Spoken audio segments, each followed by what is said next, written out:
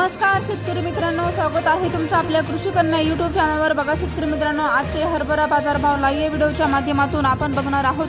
तत्पूर्वी आपण चॅनल बनवून असाल तर चॅनल सबस्क्राइब करा, व्हिडिओ लाईक करा आणि शेअर करा, त्यामुळे तुम्हाला नवीन व्हिडिओचे अपडेट लगेच बघायला मिळतील। चला तर व्हिडिओला सुरुवात करूया। बघा शेतकरी मित्रांनो, कृषी उत्पन्न बाजार समिती